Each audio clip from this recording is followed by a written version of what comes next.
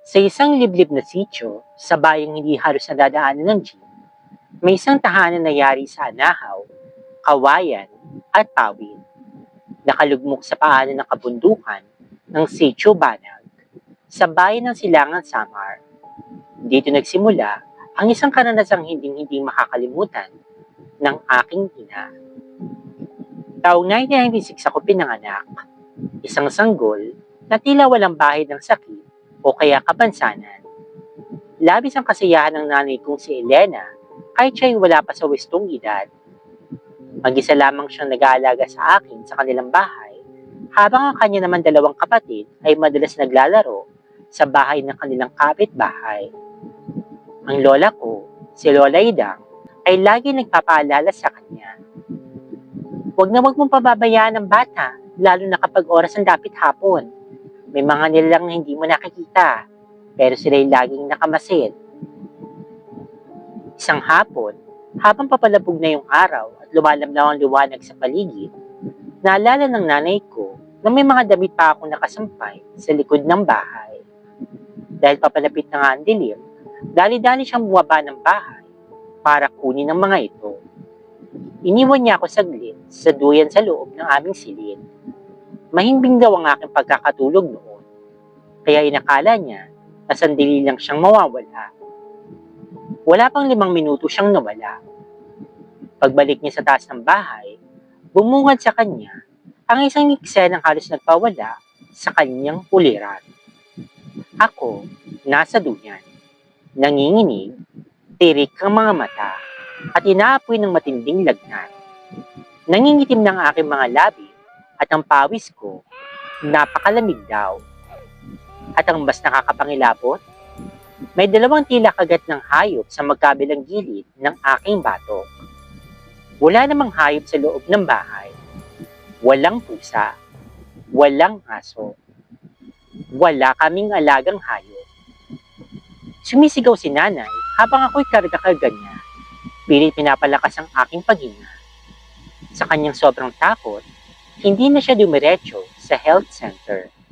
Dinala niya ako sa kabilang barangay, kay Mang Hilario, isang kilalang albularyo na sinasabi nakakakita ng mga nilalang na mula sa kabilang daigdig. Pagkakita pa lang daw sa akin ni Mang Hilario, agad na siya nagdasal at humawak ng insenso. Ito'y hindi karaniwang lagnat, na biktima ang anak mo ng sigbin. Sabi niya habang pinapahid ang pinaghalong langis at dahon ng alagaw sa aking noo. May nilalang na pumasok sa inyong bahay habang wala ka. Sinipsip yung sigla ng bata. Isa itong nilalang na hindi basta-bastang hayop. Ito'y isang alaga ng mangkukulam, ang sigbin. Ipaniliwanag ni Mang Hilario ng sigbin ay mukhang asong maliit, pero baliktad yung kanyang katawan. Ang ulo ay nasa puwitan. Ang mga mata ay kasing pula ng baga, at may mga pangil ito na tila sa panikid. Hindi ito nakikita ng karaniwang mata. Hinihigop nito ang lakas at kaluluwa ng isang sanggol. At ang mas masama pa, kapag nabiktima ka nito, hindi lamang ang katawan mong apektado, kahit ang kaluluwa mo ay nadudungisan. Nagpahid si Mang Hilario ng asin at pinainom ako ng pinakuluang dahon ng tawa-tawa. Sa kabutihang palad, bumaba naman ang lagnat ko kinabukasan. Pero hindi pa doon nagtatapos ang aming bangungot. Sa mismong gabi ng aming pag-uwi, habang si Lola Ida ay nagsasampay ng dahon ng banaba sa bintana bilang panangga, napansin niyang isang pusang itim na nasa ilalim ng aming silong. Nakaupo lang, pero ang tingin ay malamig, mabangis, at tila may mali siya. Hindi yan ordinaryong pusa, bulong nito kay nanay. Kumuha si Lola ng garapon ng asin at sabay sinaboy sa paligid ng aming bahay. Sadya niya binagsakan ng asin yung pusa. Napahiyaw ito, isang ungol na parang hindi sa hayop, kundi taong may matinding sakit. Parang pinupunit ang lalamunan dahil sa sakit. Pagkatapos ng hiyaw, biglang nawala na lang sa ilalim ng bahay yung naturang pusa. pero naiwan ng bakas. 3 pulang patak ng dugo, isa sa bawat baitang ng hagdan na kawayan. Doon na napatunayan ni Lola Idang, sigbin nga ang dumalaw sa amin. At hindi lang basta sigbin, ito'y sinadyang ipadala. Alaga ito na kung sino mang may galit o may layuning magparamdam. Ilang linggo kami nagsaboy ng asin gabi-gabi, sinindihan ng mga dahon ng kamangyan, at naglagay ng tapal na gawa sa tuyong dahon ng lubigan sa may ulunan ng aking duyan. Binalutan ni Lola ang buong silong ng mga tinik ng dalandan, dahil yun daw ay ayaw na ayaw ng mga tulad ng sigbin. Mula noon, hindi na muling bumalik pa ang nasabing nilalang. Pero hindi rin kami muling naging kampante, dahil ang sigbin minsan dumadalaw at minsan bumabalik, lalo na kung may bagong sanggol o kaya naman bagong buntis. Kaya kung ikaw ay may anak at may pusang itim na palagi nagmamasid sa inyo tuwing dapit hapon, baka hindi lang siya basta-basta pusa. Baka ito ay isang sigbin. Baka ikaw na ang kanyang isusunod. Nangyaring kababalagang ito noong Agosto ng 2023. Kinuha akong student assistant ni Ma'am Leticia, ang dati kong advisor sa kolehiyo. Sa pagkakalam ko, nawalan siya ng anak 1 buwan bago ako nagsimulang tumulong sa kanya.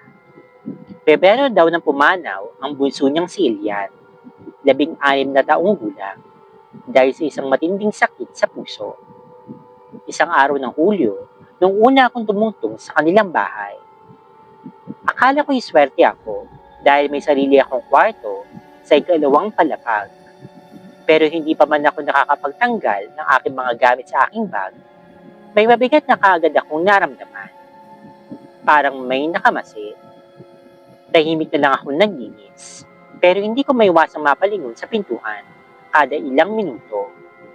Ayon kay Ma'am, dati raw itong bodega ng yumaong asawa niya na si Mang Celso.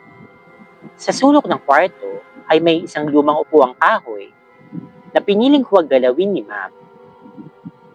"Alilhanin mo na lang si Mang Celso," sabi niya, sabay tawa, pero para may bahid na lungkot at takot sa kanyang tinig.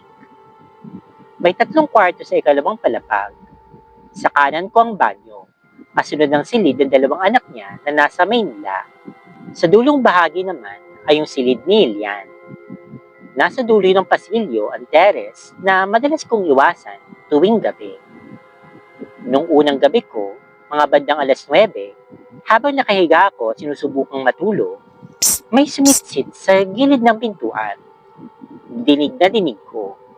Akala ko, guni-guni ko lang. Pero umulit iyon. Mas mahaba, mas matalim. Nanginginig akong nagtago sa ilalim ng kumot ko kahit hindi pa naman bukas ang aircon dahil wala yung remote. Nilakasan ko na lang ang loob ko sa pamamagitan ng panalangin hanggang sa ako'y nakatulog. Kinabukasan, sinama ako ni Ma'am sa San Mateo, Pampanga, kung saan siya kumukuha ng doctoral degree. Kasama namin ang ikalawa niyang anak na si Arlo, na babalik na sa Maynila. Ibig sabihin, ako na lang yung matitira sa ikalawang palapag. Nung gabing yun, pagkatapos mahaba-habang biyahe, agad akong nahiga. Bandang 9:00, nagising ako para i-update yung aking nobyo. Pagdapa ko, bigla na lang bumigat ang aking dibdib. Parang may nakadagan. Hindi ko may galaw ang aking katawan. Pero pagmulat ng mga mata ko, napatingin ako sa may pintuan. Nandun pa rin ang lumang upuang kahoy. Sa upuang iyon, may nakaupong lalaki. Nakangiti. Walang imik. Nanlamig ako. Pinilit kong galaw ang aking daliri upang ako'y magising. Nung makagalaw na nga ako, nakita kong 2 minuto pa lang ang lumilipas mula sa huli kong chat. Hindi ko kaagad kinuwento iyon. Pero 2 araw makalipas, tinanong ako ni Ate Glory, kasambahay ni Ma'am. "May napapansin ka ba sa kwarto mo?" Tanong niya. Pinakita niya sa akin ang litrato ni Ilian. Pero ang nakita ko sa panaginip ko ay isang matandang lalaki, hindi naman isang teenager. Napakunot noo si Ate Glory. Si Mang Celso siguro yon, sabi niya. Diyan siya laging nakaupo bago siya inatake. Mula noon, gabi-gabi ako nagdarasal bago ako matulog. Habang papalapit na ang ika-40th day na pagkamatay ni Elian, lalo akong ginulo ng presensya sa bahay. Isang gabi, wala si Ma'am. Brownout sa buong bayan. Habang nagkukwentuhan kami ni Ate Glory sa ibaba, nakita ko may biglang sumilip dun sa hagdan. Lalaki nakaputing pajama.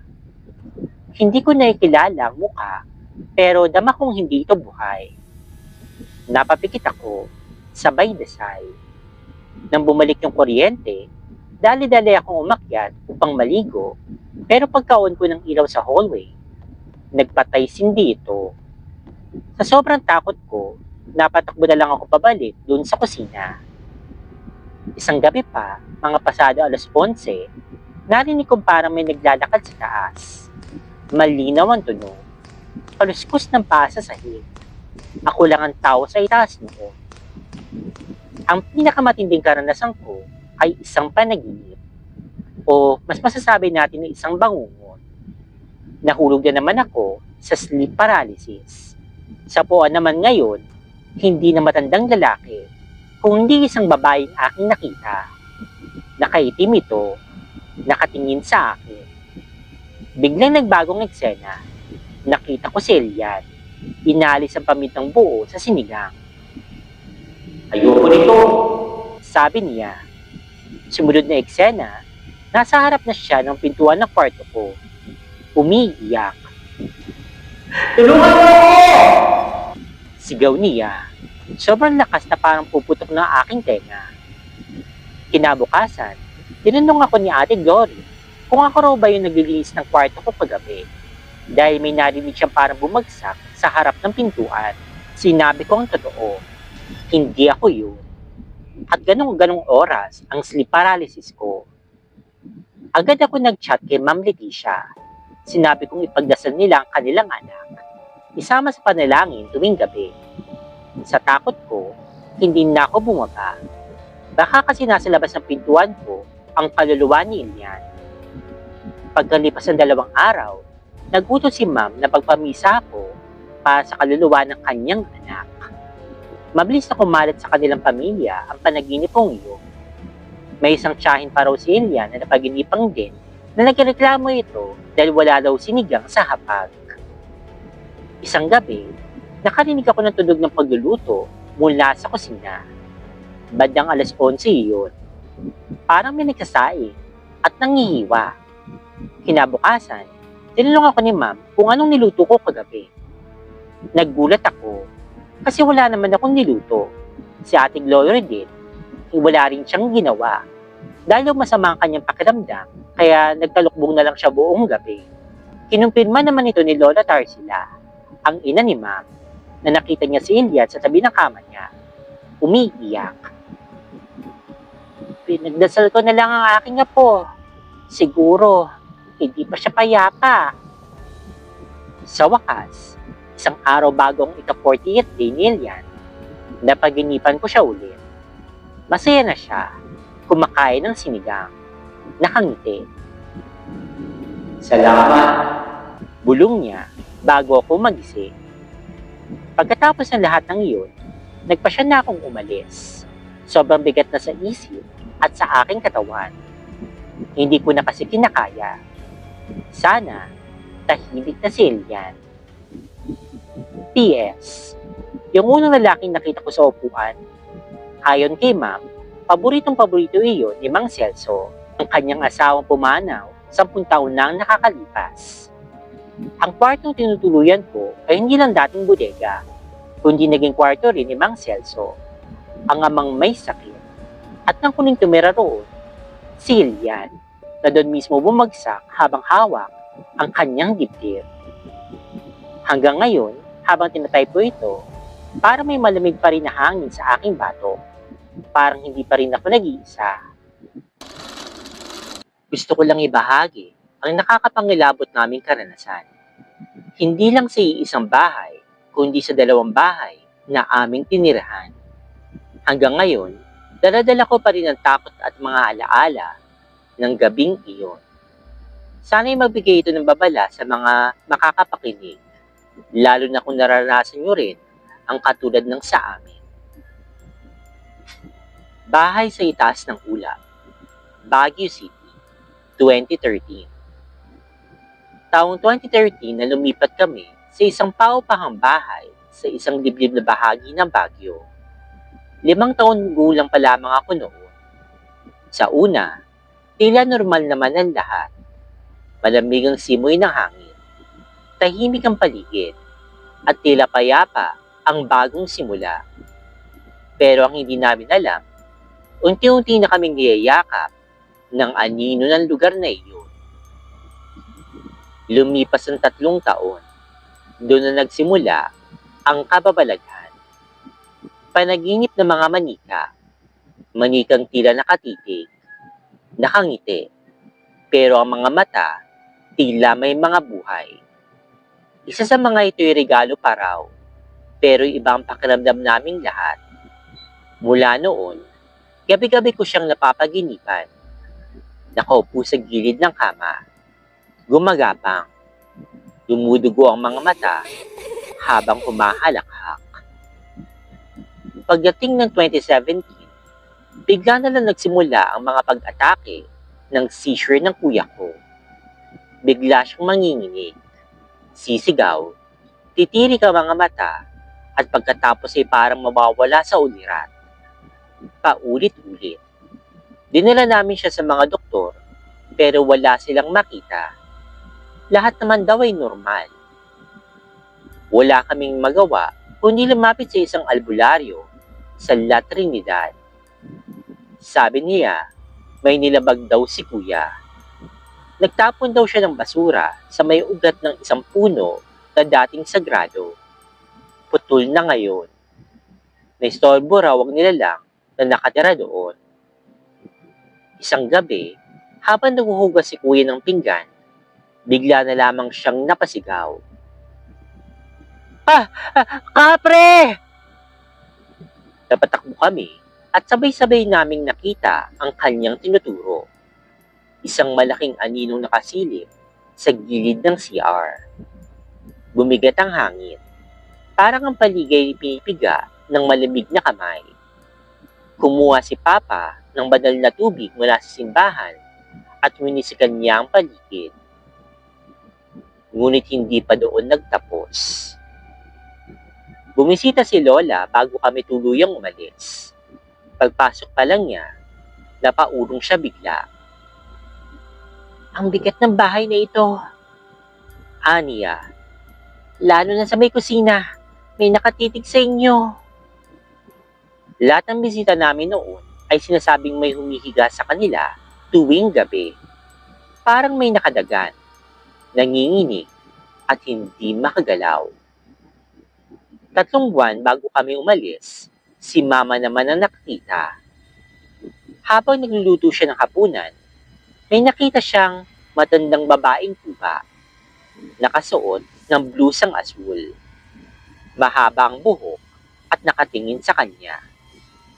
Ngunit wala raw mata, puro itim ang butas. Hindi niya agad sinabi sa amin upang hindi kami tuluyang matakot. Pero 2 beses niya daw itong nakita sa parehong lugar, sa tabi ng aming refrigerator at sa taas ng hagdan. Ako naman, sa gabi may narinig akong babaeng bumubulong.